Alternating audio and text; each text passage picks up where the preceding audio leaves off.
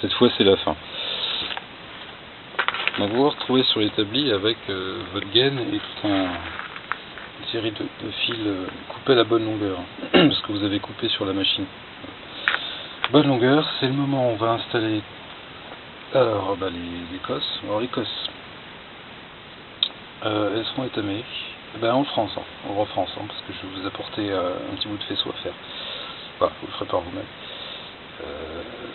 Il faudra prévoir la gaine thermo-rétractable à mettre dans un certain ordre. Il faudra préparer cosse après cosse. Là il y a 7 fils, donc ça fait 7 cosses. De l'autre côté il y en aura aussi 7, ça fait 7 cosses de plus. Couper les petits bouts de gaine thermo-rétractable. Éventuellement mettre des manchons. Alors manchons ou pas manchons, je suis pas fan des manchons. Regardez, là vous avez des manchons. Et là vous n'en avez pas.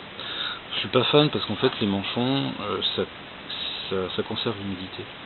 L'humidité, ça se dépose partout, même sans forcément laver votre machine à grande eau.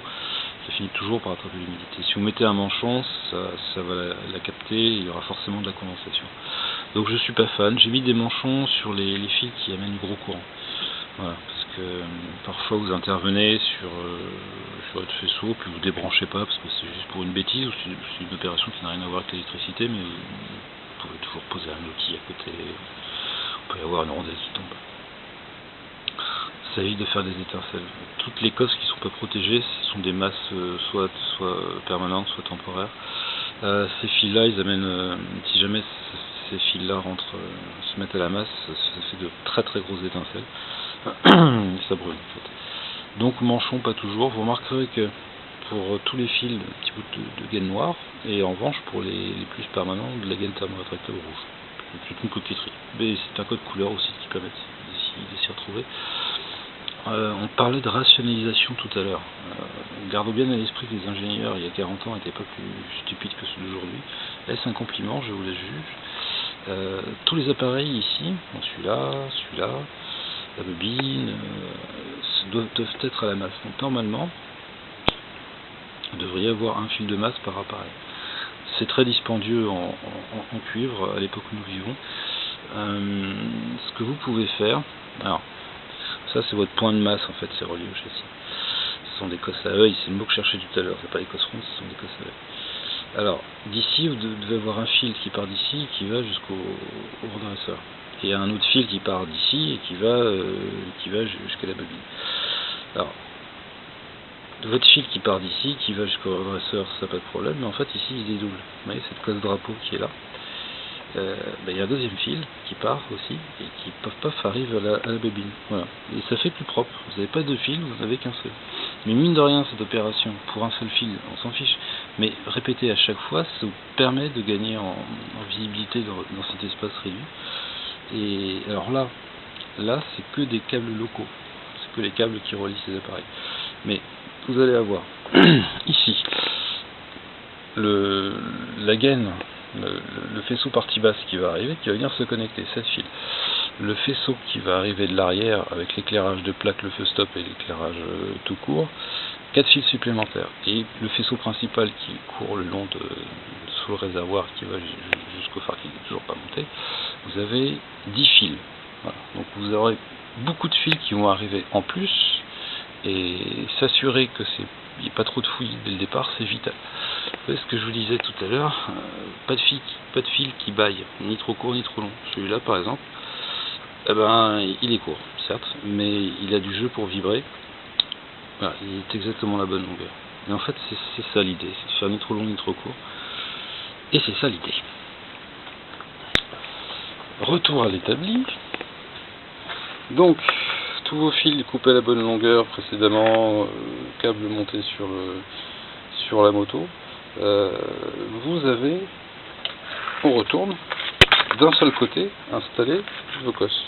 Alors, selon les besoins, cosse à œil, pour le coup, ici. Faston. Voilà, la Faston qu'on utilise souvent, vous utiliserez souvent.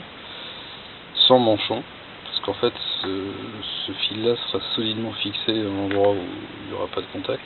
Ou alors j'ai oublié d'en mettre un. Là, il y a un manchon, parce que Il y avait une raison, certainement. Et puis vous avez des câbles aussi. Non, vous n'avez pas de câble. Bon, on n'y reviendra pas. Voilà, donc ça c'est fait. Alors, on reprend ça. On se dirige vers la moto. Et ce câble-là, bon, c'est pas celui-là, mais c'est un câble. Vous installez, enfin vous branchez tout correctement. Vous le repassez à l'intérieur, et vous refaites la même opération ici. C'est-à-dire que maintenant que votre câble est positionné et fixé en quelque sorte, eh ben vous coupez directement sur la machine, fil après fil, et vous jugez de la bonne longueur. Après vous redémontez votre câble, vous retournez à l'établi, et puis vous finalisez l'ensemble en posant toutes les cosses dont vous avez besoin.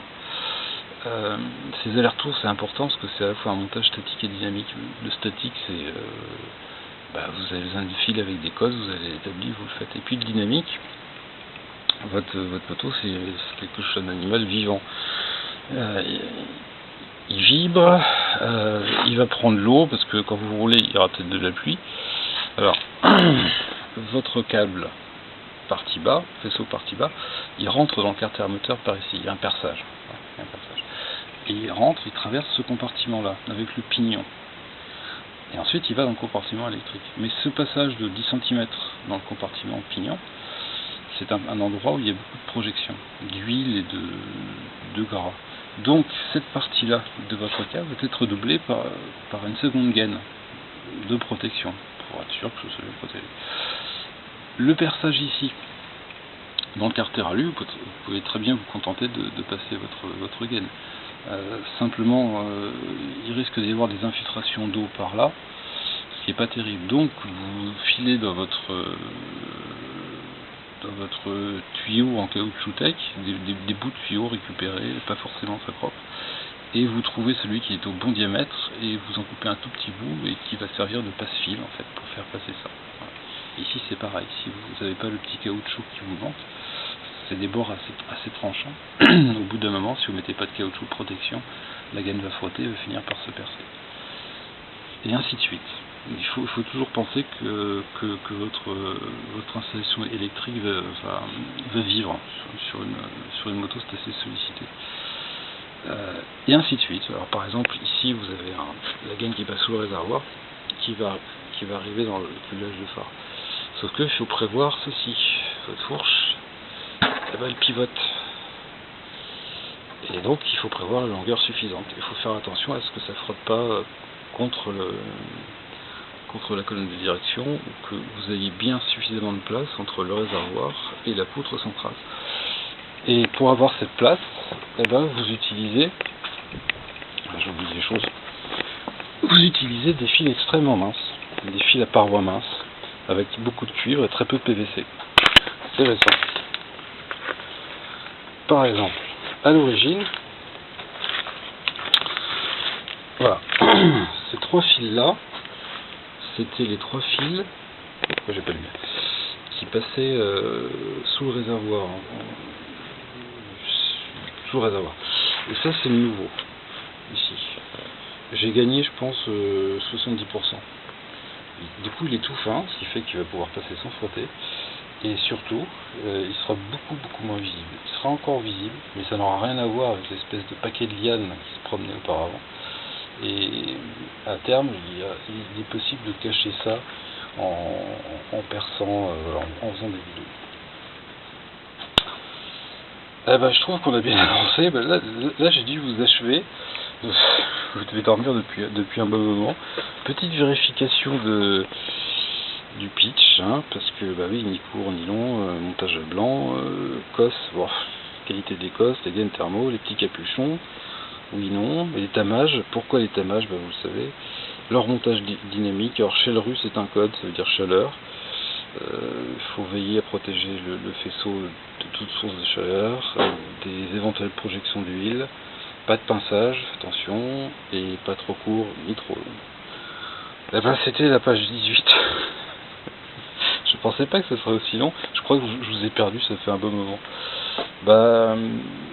Avec ça, je saurais si vraiment vous m'appréciez ou pas. Si vous tenez jusqu'au bout, c'est que vous tenez vraiment beaucoup à moi. À presque tout de suite.